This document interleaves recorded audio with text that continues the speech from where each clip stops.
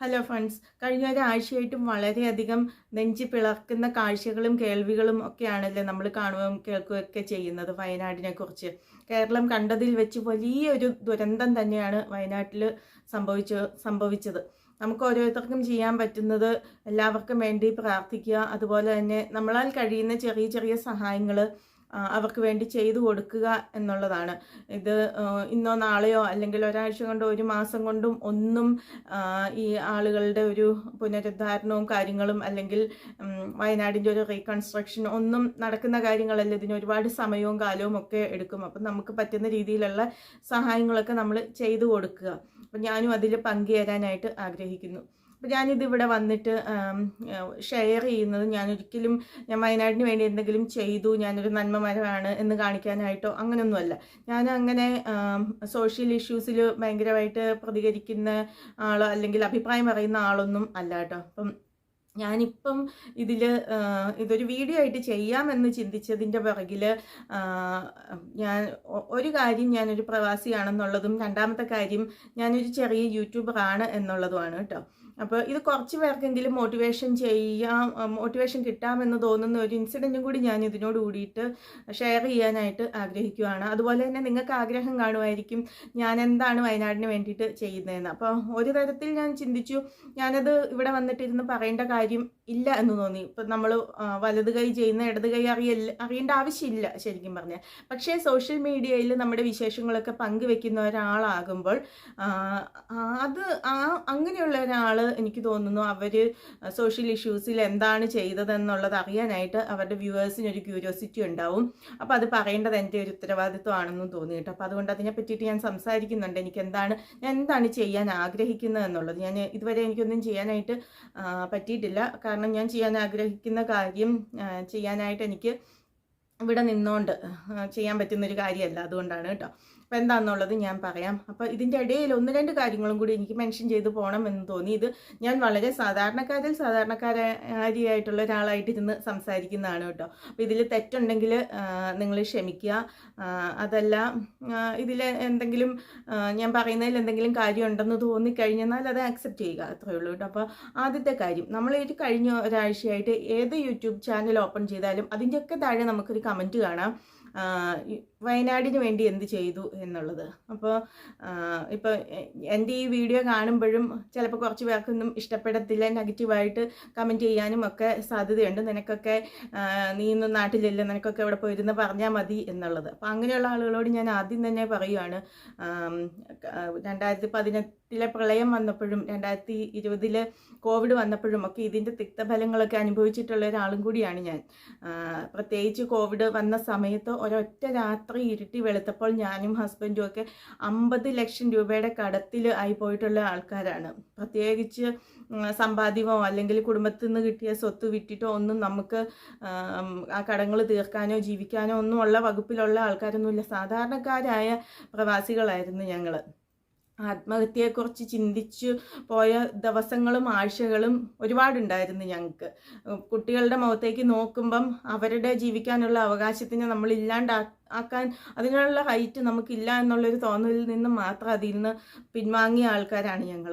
ഒരുപാട് രാത്രികളും പകലുകളും ഒക്കെ ആത്മഹത്യയെക്കുറിച്ച് മാത്രം ഇരുന്ന് ചിന്തിച്ച് അതിനെപ്പറ്റി ഡിസ്കസ് ചെയ്തിട്ടുള്ള ആൾക്കാരാണ് ഞാനും ഹസ്ബൻഡും.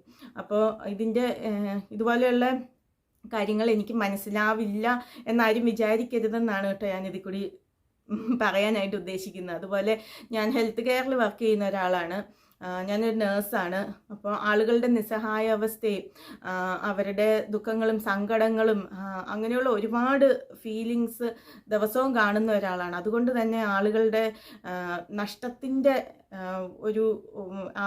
വലിയ വലിയ നഷ്ടങ്ങളിൽ കൂടി അവർ കടന്നു പോകുമ്പോൾ അവർ മാനസികമായിട്ട് അനുഭവിക്കുന്ന അവസ്ഥകൾ എന്തൊക്കെയാണെന്നുള്ളത് എനിക്ക് നല്ലതുപോലെ അറിയാം. അതൊക്കെ കണ്ടും കേട്ടും സ്വന്തമായിട്ടും അനുഭവിച്ചിട്ടും ഉള്ള ഒരാളെന്ന നിലയിൽ ഇതൊന്നും അറിയാതെ വെറുതെ വന്നിരുന്ന് ഞാൻ ഡയലോഗ് പറയുവാണെന്ന് ആരും വിചാരിക്കരുത്.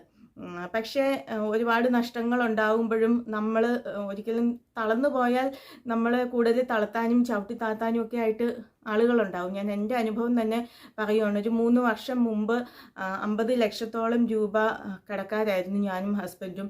അതായത് ഞങ്ങൾ നാട്ടിൽ വന്നതിന് ശേഷം ഞങ്ങൾക്ക് തിരിച്ചു പോരാനായിട്ട് പറ്റിയില്ല. ഞാൻ ആ സമയത്ത് വർക്ക് ചെയ്യുന്നില്ല. കുട്ടികൾക്ക് കുറച്ചും കൂടി കെയർ കൂടുതൽ വേണം എന്നുള്ളൊരു ചിന്ത വന്നപ്പോൾ ഞാനൊരു ഒരു വർഷം ഒക്കെ ആയിട്ട് ഞാൻ വർക്ക് ചെയ്യുന്നില്ലായിരുന്നു. ആ സമയത്താണ് കോവിഡ് വന്നതും കോവിഡിൻ്റെ അതിൽ ട്രാവൽ ബാനിൽ നമ്മൾ പെട്ടുപോയി. നമുക്ക് തിരിച്ചു വരാനായിട്ട് പറ്റിയില്ല. നമുക്ക് ഒരുപാട് ലോണും കാര്യങ്ങളും ഒക്കെ അന്നേരം ഉണ്ടായിരുന്നു കേട്ടോ. നാട്ടിൽ ലോണുണ്ട്, ഗൾഫിൽ നമുക്ക് ലോണുണ്ട്, വണ്ടിയുടെ ലോണുണ്ട്. ഇതല്ലാതെ നമ്മൾ ഷെയറിംഗ് ഒന്നും അല്ലാത്ത നല്ലൊരു ഫ്ലാറ്റിലായിരുന്നു അന്ന് താമസിച്ചിരുന്നത്. അപ്പോൾ അതിൻ്റെ റെൻ്റ് എന്ന് പറഞ്ഞാൽ നല്ലൊരു എമൗണ്ട് മാസം വരുന്നുണ്ട്. അപ്പോൾ ഒരു 6 മാസത്തോളം നമുക്ക് ഈ വരുമാനം ഇല്ലാതെ ഇത്രയും കാര്യങ്ങൾ കുന്നുകൂടി കടൽ പോലെയായി. നമ്മുടെ മുമ്പിൽ ആത്മഹത്യ അല്ലാതെ വേറൊരു വഴിയുമില്ല എന്നുള്ള അവസ്ഥയിലായിരുന്നു. പിന്നെ ശരിക്കും പറഞ്ഞു കഴിഞ്ഞാൽ ആരൊക്കെ എന്തൊക്കെ പറഞ്ഞാലും ഞാൻ പഠിച്ചത് നഴ്സിംഗ് ആയിരുന്നതുകൊണ്ടും അത് ഒരുപാട് ലോകത്തെവിടെയും ഡിമാൻഡുള്ള ഒരു പ്രൊഫഷൻ ആയതുകൊണ്ടും മാത്രമാണ് ഞങ്ങൾ ആത്മഹത്യയിൽ നിന്ന് രക്ഷപ്പെട്ടത് കേട്ടോ. ഞാനിപ്പോൾ ഈ വീഡിയോ ചെയ്യുമ്പോൾ ഞാനുള്ളത് UK-യിലാണ്. കാരണം അന്നത്തെ ആ ഒരു തകർച്ചയിൽ നിന്നും എങ്ങനെയും രക്ഷപ്പെടാതെ പറ്റത്തില്ലായിരുന്നു. അപ്പോൾ മലയാളം മീഡിയത്തിൽ പഠിച്ച് എനിക്ക് ഇംഗ്ലീഷ് ടെസ്റ്റ് പാസ്സാകുക എന്ന് പറയുന്ന ഒരു ടാസ്ക് തന്നെയായിരുന്നു. പക്ഷേ ദൈവത്തിൻ്റെ അനുഗ്രഹം കൊണ്ടും ഒപ്പത്തിൽ എൻ്റെ കഷ്ടപ്പാട് കൊണ്ടും തന്നെയാണ് എനിക്ക് ഫസ്റ്റത്തെ അറ്റംപ്റ്റിൽ തന്നെ എനിക്ക് ഇംഗ്ലീഷ് ടെസ്റ്റ് പാസ്സാവാനായിട്ട് പറ്റി. 3 മാസം കൊണ്ട് എനിക്ക് കയറി പോരാനായിട്ട് പറ്റി. അതായത് മൊത്തം ഒരു 6 മാസം നമ്മൾ നാട്ടിലുണ്ടായിരുന്നതിൽ ആദ്യത്തെ ഒരു 3 മാസം കഴിഞ്ഞപ്പോഴത്തേക്കും നമുക്ക് ഹസ്ബൻഡിൻ്റെ ജോലി നഷ്ടപ്പെടും എന്നുള്ളൊരു തോന്നൽ വന്നപ്പം പിന്നെ ഞാൻ പെട്ടെന്ന് എക്സാം എഴുതാനും കാര്യങ്ങളൊക്കെ, അന്നൊക്കെ എന്ന് പറഞ്ഞാൽ എക്സാം എഴുതാനും പാടുള്ള സമയമായിരുന്നു കേട്ടോ. OET സെൻറ്ററുകളൊക്കെ അടച്ചിട്ടേക്കുമായിരുന്നു. പക്ഷേ സംഭവം നമ്മളതൊക്കെ കഴിഞ്ഞു പോന്നു. 3-4 മാസം കൊണ്ട് എൻ്റെ പ്രോസസ്സിങ് കഴിഞ്ഞ് ഞാൻ UK-യിലേക്ക് കയറിപ്പോന്നു. പക്ഷേ ആ ഒരു ലാസ്റ്റ് മൊമെൻറ്റിൽ ഞാൻ കയറി പോരുന്നതിന് ഒരു 2 ദിവസം മുമ്പ് ഹസ്ബൻഡിൻ്റെ കമ്പനി അറിയിച്ചു. ആൾ നേഴ്സാണ് കേട്ടോ. അപ്പോൾ അവരുടെ കമ്പനി അറിയിച്ചു കുഴപ്പമില്ല, ജോലിക്ക് കുഴപ്പമില്ല, തിരിച്ചു വന്നോളൂ എന്നും പറഞ്ഞിട്ട്. അപ്പം നമ്മൾ 6 മാസം നാട്ടിൽ നിന്ന് ആ ഒരു 6 മാസം എന്ന് പറഞ്ഞു കഴിഞ്ഞാൽ എല്ലാ പ്രവാസികളെയും പോലെ തന്നെ നമ്മൾ ആ ഒരു അവധിക്ക് പോകുന്നത് ഇതുപോലെ കടം മേടിച്ച് ടിക്കറ്റ് എടുത്തും അങ്ങനെയൊക്കെ തന്നെയാണ് നമ്മൾ ആ ഒരു അവധിക്ക് വലിയ സമ്മാനപ്പെട്ടികളൊക്കെ ആയിട്ട് നാട്ടിലേക്ക് കയറിപ്പോയത്. അപ്പം അന്നത്തെ പോക്കിന് വേറൊരു പ്രത്യേകതയും കൂടി ഉണ്ടായിരുന്നു. ഞങ്ങളുടെ അമ്മയ്ക്ക് ക്യാൻസർ ഡയഗ്നോസ് ചെയ്തു. ഞങ്ങളുടെ അമ്മ എന്ന് പറയുമ്പോൾ ഹസ്ബൻഡിൻ്റെ അമ്മയാണ് കേട്ടോ. പക്ഷേ എനിക്ക് നാവെടുത്ത് ഹസ്ബൻഡിൻ്റെ അമ്മ എന്ന് പറയാനായിട്ട് ഞാൻ ഇഷ്ടപ്പെടുന്നില്ല. എൻ്റെ അമ്മ എന്ന് പറയാനല്ല, ഞങ്ങളുടെ അമ്മ എന്ന് പറയാനായിട്ടാണ് ഞാൻ ആഗ്രഹിക്കുന്നത്. കാരണം കല്യാണത്തിന് ശേഷം എനിക്കൊരമ്മേനെയും കൂടി കിട്ടി. അത്രയേ ഉള്ളൂ എനിക്കെൻ്റെ അമ്മായിമ്മനെ പറ്റിയിട്ട് പറയാനായിട്ടുള്ളത്. അപ്പം ഞങ്ങളുടെ അമ്മയ്ക്ക് വയ്യാണ്ടായി. അപ്പം ഞങ്ങൾ അന്നത്തെ പോക്കിൽ അങ്ങനെ ഒരു ഉദ്ദേശവും കൂടി ഉണ്ട്. അമ്മയുടെ കൂടത്തിൽ കുറച്ച് ദിവസം നിൽക്കണം, അമ്മയ്ക്ക് എല്ലാവരെയും മക്കളെയും കൊച്ചുമക്കളെയൊക്കെ കാണാനായിട്ടുള്ള അവസരം കൊടുക്കണം. 4ാമത്തെ സ്റ്റേജിലാണ് ഡയഗ്നോസ് ചെയ്തത്. അപ്പോൾ ഡോക്ടേഴ്സ് പറഞ്ഞ അനുസരിച്ച് ഒരു 3 മാസത്തിൽ കൂടുതൽ അമ്മ സർവൈവ് ചെയ്യത്തില്ല എന്നുള്ളതാണ്. പക്ഷേ ഇതൊന്നും അമ്മയ്ക്ക് അറിയത്തില്ലായിരുന്നു കേട്ടോ. കാരണം അമ്മയ്ക്ക് രോഗലക്ഷണങ്ങളൊന്നും ഇല്ലായിരുന്നു. അതുകൊണ്ട് തന്നെ നമ്മളിതൊന്നും പറഞ്ഞില്ല. നമ്മളേറ്റവും നല്ല ചികിത്സ കൊടുക്കും, ഒക്കെ മാറും എന്നുള്ള വിശ്വാസത്തിലാണ് ഞങ്ങളുടെ അമ്മ മരിക്കുന്നത് തന്നെ. അപ്പം ഞങ്ങൾ കോട്ടയത്താണ് ഞങ്ങളുടെ വീട്. അപ്പം കാരിത്താസിലാണ് ഞങ്ങൾ ട്രീറ്റ്മെൻറ്റ് തുടങ്ങിയതും ഒക്കെ. അപ്പോൾ ഇതെല്ലാം നമുക്ക് ഒരുമിച്ച് സംഭവിച്ചു. ഞാൻ വർക്ക് ചെയ്യുന്നില്ല, ഞങ്ങൾ നാട്ടിൽ വന്നിട്ട് നമുക്ക് തിരിച്ചു പോരാൻ പറ്റിയിട്ടില്ല. നമ്മുടെ കയ്യിൽ സമ്പാദ്യമൊന്നുമില്ല, കടവും കൂടൊക്കെ ആയിട്ടാണ് നമ്മൾ നാട്ടിലേക്ക് എത്തിയത്. അതിൻ്റെ കൂട്ടത്തിൽ നിങ്ങൾക്ക് ഊഹിക്കാം, കാരിത്താസ് പോലെയുള്ളൊരു ഹോസ്പിറ്റലിൽ, ഒരു പ്രൈവറ്റ് ഹോസ്പിറ്റലിൽ നമ്മളൊരു ക്യാൻസറിൻ്റെ ചികിത്സ നടത്തുകയാണെന്നുണ്ടെങ്കിൽ എത്രത്തോളം വലിയൊരു എമൗണ്ട് നമുക്ക് വേണമെന്നുള്ളത്. അപ്പോൾ അന്നുണ്ടായിരുന്ന ഒരു കാര്യം എന്ന് പറഞ്ഞു കഴിഞ്ഞാൽ എനിക്ക് സ്വർണ്ണം ഉണ്ടായിരുന്നു കേട്ടോ. എൻ്റെ വീട്ടുകാർ സ്നേഹത്തോടെ എനിക്ക് തന്നിരുന്ന കുറേ സ്വർണ്ണം ഉണ്ടായിരുന്നു. അപ്പോൾ ആ ഒരു സ്വർണത്തിനെ നമ്മൾ വിറ്റിട്ടും പണയം വെച്ചിട്ടും ഒക്കെയാണ് അവിടെ അന്ന് നമ്മൾ കുറേ കാര്യങ്ങൾ ചികിത്സ എന്ന് പറഞ്ഞു കഴിഞ്ഞാൽ നമ്മൾ മാത്രം അല്ല കേട്ടോ അമ്മേനെ ചികിത്സിക്കാനായിട്ടുണ്ടായിരുന്നത്. അപ്പോൾ ഞങ്ങളുടെ ബ്രദറുണ്ട്, ഹസ്ബൻഡിൻ്റെ ബ്രദറുണ്ട്. അപ്പം അവരും നമ്മളും ഒരുമിച്ച് ഒരുപോലെ എക്സ്പെൻസ് എടുത്തിട്ടാണ്. പക്ഷെ നമ്മൾ നമ്മുടെ ഭാഗം ചെയ്യാണ്ടിരിക്കാൻ പറ്റത്തില്ല. നമുക്ക് ജോലി പോയി അല്ലെങ്കിൽ അതുകൊണ്ട് ഞങ്ങൾക്ക് അമ്മയുടെ കാര്യം നോക്കാൻ പറ്റത്തില്ല എന്നൊരു വാക്ക് നമുക്ക് പറയാനായിട്ട് പറ്റത്തില്ല. കാരണം ഞങ്ങളുടെ അമ്മയാണ്, ഞങ്ങളത് ചെയ്തേ പറ്റത്തുള്ളൂ. കാരണം നമ്മൾക്ക് ഭയങ്കരമായിട്ടുള്ള പ്രതീക്ഷയാണ്. നമ്മൾ എങ്ങനെ കടം വാങ്ങിച്ചോ എങ്ങനെയാണെങ്കിലും നമുക്ക് ചികിത്സ നടത്തണം, അതുവഴി രക്ഷപ്പെട്ടാലോ എന്നുള്ള. ഒരുപാട് ക്യാൻസർ പേഷ്യൻസിനെ കണ്ടിട്ടുണ്ടെങ്കിലും ഒരുപാട് പാലിയേറ്റീവ് കെയർ കണ്ടിട്ടുണ്ടെങ്കിലും നമ്മുടെ സ്വന്തം വീട്ടിൽ ഇങ്ങനെ ഒരു അനുഭവം വന്നപ്പോഴത്തേക്കും നമുക്കും വല്ലാത്ത പ്രതീക്ഷയായിരുന്നു. 4ാമത്തെ സ്റ്റേജിലാണ്, നിങ്ങളൊന്നും പ്രതീക്ഷിക്കേണ്ടെന്ന് പറഞ്ഞപ്പോഴും നമുക്ക് പ്രതീക്ഷയായിരുന്നു അമ്മ രക്ഷപ്പെടും എന്നുള്ളത്. അപ്പോൾ അമ്മയുടെ ചികിത്സ എങ്ങനെ ഒരു വഴിക്ക് നടക്കുന്നു. അപ്പം നമുക്ക് ദുരിതം പിടിച്ച 5-6 മാസങ്ങളായിരുന്നു. നമ്മൾ എങ്ങനെ കടന്നുപോയി എന്നുള്ളത് നമുക്ക് അറിയത്തില്ല. അങ്ങനെ അമ്മ മരിച്ചു കേട്ടോ. അമ്മേനെ നമുക്ക് ഒരുപാട് നാളുകൾ ചികിത്സ കൊണ്ടോ അല്ലെങ്കിൽ പൈസയുടെ ബലത്തിലോ ഒന്നും പിടിച്ചു നിർത്താനായിട്ട് പറ്റിയില്ല. അപ്പോൾ അമ്മ നമ്മളെ വിട്ടുപോയി. അത് മാനസികമായിട്ട് നമുക്കുണ്ടാക്കിയ ഒരു ആഘാതം എന്ന് പറയുന്നത് പറയാവുന്നതിലും അപ്പുറമായിരുന്നു. നമ്മുടെ ജീവിതത്തിൻ്റെ പ്രതീക്ഷകളൊക്കെ ഇങ്ങനെ കാറ്റിൽ പറത്തിക്കൊണ്ട് പോകുന്ന പോലെയായിരുന്നു. നമ്മുടെ ഒരു ജീവിതത്തിൽ ഒരു പോസിറ്റിവിറ്റി നഷ്ടപ്പെട്ടു പോയി. ഓക്കെ, നമുക്കെപ്പോഴും ഒരു ബലമാണ്. എന്ത് കാര്യത്തിനും നമ്മുടെ അമ്മമാർ നമുക്ക് വേണ്ടി പ്രാർത്ഥിക്കാനുണ്ടെങ്കിൽ ആ ഒരു പ്രാർത്ഥനയുടെ ബലം നമുക്കുണ്ടെങ്കിൽ നമുക്കൊരു ഭയങ്കര എക്സ്പെക്റ്റേഷനാണ്. എന്താണ് ആ പ്രാർത്ഥന നമുക്കെല്ലാം നേടിത്തരുമെന്ന്.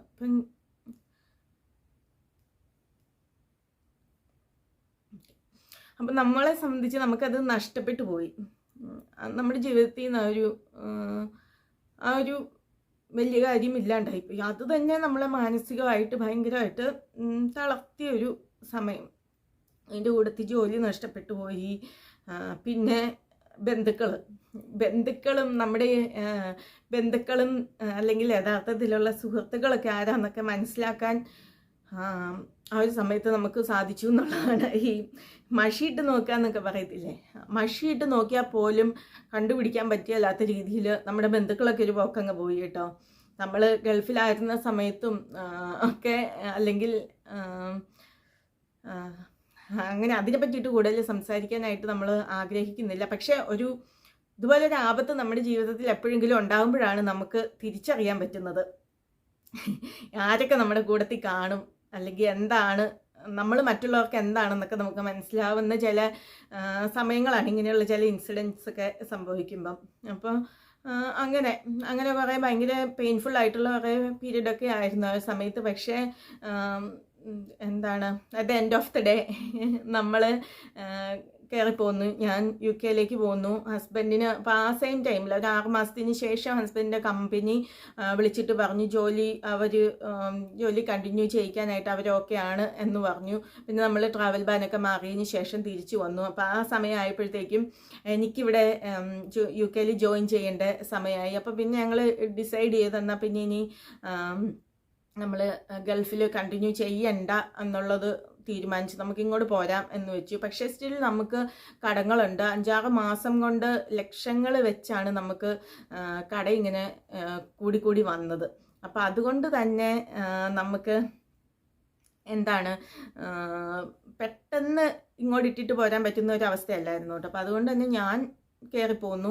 ഹസ്ബൻഡും പിള്ളേരും ഗൾഫിൽ തന്നെയായിരുന്നു കേട്ടോ. അപ്പോൾ അവർ എൻ്റെ പേരൻസ് വന്നിട്ട് ഗൾഫിൽ അവരുടെ കൂടത്തിൽ നിന്നു. ആ സമയം കൊണ്ട് 5-6 മാസം കൊണ്ട് നമ്മൾ ഗൾഫിൽ അവിടെ ഉണ്ടായിരുന്ന കടങ്ങളൊക്കെ നമ്മൾ വീട്ടിൽ എടുത്തു. അപ്പോൾ ഈ ഒരു സമയത്തൊക്കെ ഞാൻ പറഞ്ഞല്ലോ, നമ്മൾ വളരെ സാധാരണക്കാരായിട്ടുള്ള ആൾക്കാർ തന്നെയായിരുന്നു. അപ്പോൾ നമ്മൾ കടങ്ങൾ തീർത്തെന്ന് പറഞ്ഞാൽ നമ്മുടെ കംപ്ലീറ്റ് സ്വർണം നമ്മൾ വിറ്റു, നമ്മുടെ വണ്ടി വിറ്റു, എല്ലാ സാധനങ്ങളും നമ്മുടെ കയ്യിൽ ഒന്നും ഇല്ലാത്ത രീതിയിലെല്ലാം വിറ്റ് പെറുക്കി. പിന്നെ ഞാനിവിടെ 5-6 മാസം ജോലി ചെയ്തപ്പോഴത്തേക്ക് എനിക്കിവിടെ ഉണ്ടാക്കാൻ പറ്റിയ പൈസ ഇതെല്ലാം കൂടി ചേർത്ത് വെച്ചിട്ട് നമ്മൾ ഗൾഫിലുള്ള കടം ഒന്ന് ഒതുക്കി. പിന്നെ കുറച്ച് നല്ല സുഹൃത്തുക്കളുണ്ടായിരുന്നു നമ്മളെ ആ സമയത്ത് സഹായിച്ചവർ. നമ്മുടെ ബന്ധുക്കളും നമ്മളെ വളരെ അടുത്തറിയാവുന്നവരൊക്കെ നമ്മളെ സഹായിച്ചാൽ അത് തിരിച്ചു കിട്ടുമെന്നുള്ള പേടി കാരണം ആരും നമ്മളോട് അടുക്കാനായിട്ട് നിന്നില്ല എന്നുള്ളതാണ്. അങ്ങനെയുള്ള സമയത്ത് ജാതിയോ മതമോ ഒന്നും നോക്കാതെ നമ്മുടെ ജാതിയിലും മതത്തിലും ഒന്നും പെട്ടിട്ടുള്ള അല്ലാത്ത സുഹൃത്തുക്കളാണ് കേട്ടോ ശരിക്കും നമ്മളെ സഹായിച്ചത്. അതൊരു വല്ലാത്ത തിരിച്ചറിവ് തന്നെയായിരുന്നു കേട്ടോ. അപ്പം ഞാൻ പറഞ്ഞു, നമ്മൾ ഒരു വലിയ തകർച്ചയിൽ നമ്മൾ ഒരുപാട് കുഴിയിലേക്ക് പോകുമ്പോൾ നമ്മളെ ചവിട്ടിത്താത്താനേ ആൾക്കാർ കാണത്തുള്ളൂ. അപ്പോൾ ഇതിനൊരിക്കലും വയനാട്ടിൽ സംഭവിച്ച ദുരന്തവുമായിട്ടോ അല്ലെങ്കിൽ അവർക്ക് വന്ന നഷ്ടങ്ങളോ ആയിട്ടൊന്നും ഞാൻ കമ്പയർ ചെയ്യുന്നതല്ല കേട്ടോ.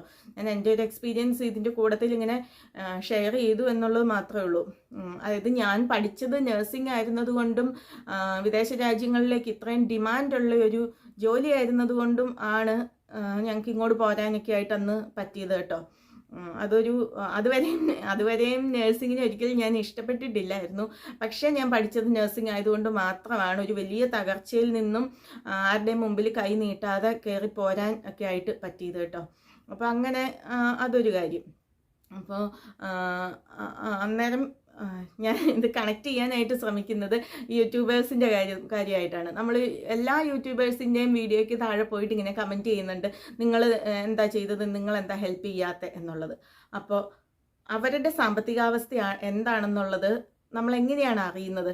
കാരണം ഞാൻ ഈ പറഞ്ഞൊരു പീരീഡിൽ ഞങ്ങൾ ഗൾഫിലായിട്ട് തിരിച്ചു വന്നതിന് ശേഷം ഞാൻ ഇങ്ങോട്ട് പോരുന്നതിന് മുന്നേ ആയിട്ടുള്ളൊരു കുറച്ച് സ്ട്രഗിൾ ടൈം ഉണ്ടായിരുന്നു നമുക്ക്. അപ്പോൾ ആ ഒരു ടൈമിൽ എനിക്ക് പുതിയൊരു ജോലിക്ക് ജോയിൻ ചെയ്യാനായിട്ട് പറ്റത്തില്ല. എനിക്ക് ഇങ്ങോട്ടുള്ള പ്രോസസ്സിങ്ങും കാര്യങ്ങളൊക്കെ നടക്കുന്നേ ഉള്ളൂ. അപ്പോൾ ഒരു സമയത്ത് എനിക്ക് വീട്ടിലിരുന്ന് ഹസ്ബൻഡിനെ സഹായിക്കണം എന്നുണ്ടെങ്കിൽ, അല്ലെങ്കിൽ കടങ്ങൾ തീർക്കാനായിട്ട് എനിക്ക് പൈസ ഉണ്ടാക്കണം എന്നുണ്ടെങ്കിൽ ഞാൻ ആലോചിച്ച് കണ്ടുപിടിച്ച ഒരു കാര്യം ഒരു യൂട്യൂബ് ചാനൽ തുടങ്ങുക എന്നുള്ളതാണ്. അപ്പം അങ്ങനെ ഞാനൊരു യൂട്യൂബ് ചാനൽ തുടങ്ങി ആ സമയത്ത്, അതായത് 2021 ഒരു സമയത്ത് കേട്ടോ. അപ്പോൾ എൻ്റെ എൻ്റെ പേര് ഫൈനൈക്കൺ എന്നാണ്. അപ്പോൾ ഞാൻ ഈ ചാനൽ ഇവിടെ മെൻഷൻ ചെയ്യുന്നത് ആ ചാനൽ പോയിട്ട് ആരും സബ്സ്ക്രൈബ് ചെയ്യാനോ അങ്ങനെയൊന്നുമല്ല.